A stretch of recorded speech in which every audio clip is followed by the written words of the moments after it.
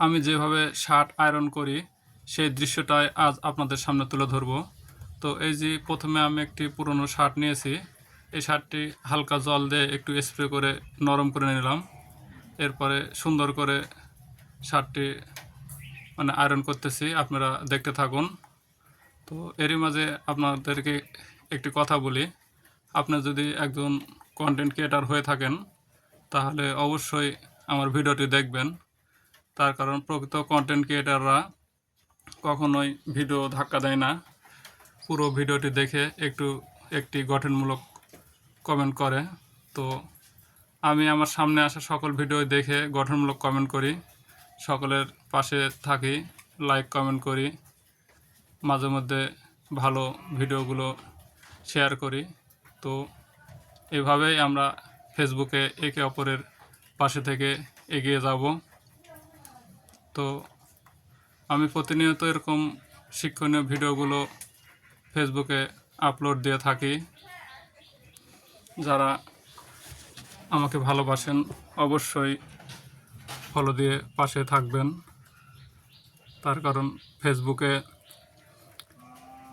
সকলের পাশে থেকেই এগিয়ে যেতে হবে। তো এই যে দেখুন কত সুন্দর করে ডানা আয়রন করলাম। দুই ডানা সুন্দর করে আয়রন করে নিতে হবে যাতে কোথাও কোনো ঘুষ না পড়ে, তাহলে শার্টটি দেখতে অনেক ভালো লাগবে।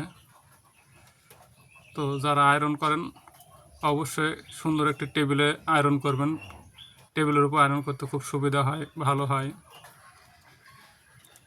এছাড়া অন্য নিচে খুব একটা ভালো হয় না, উঁচু জায়গাতে আয়রন করতে ভালো হয়।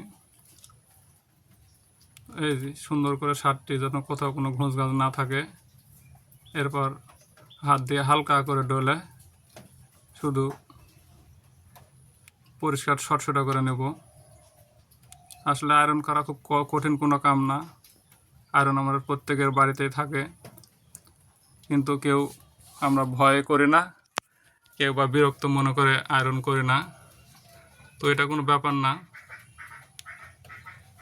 বাড়িতে আয়রন থাকলে দেখেন আমি কীভাবে আয়রন করি, এটি দেখলে আপনারাও শিখতে পারবেন কিভাবে একটি পুরনো শার্ট আয়রন করে নতুন মতো চকচকে করা যায়। এই যে আয়রন হয়ে গেছে, এরপর অরিজিনাল যে ভাঁজটি সেটি দেব, তাহলে শার্টটি দেখতে খুবই সুন্দর লাগবে।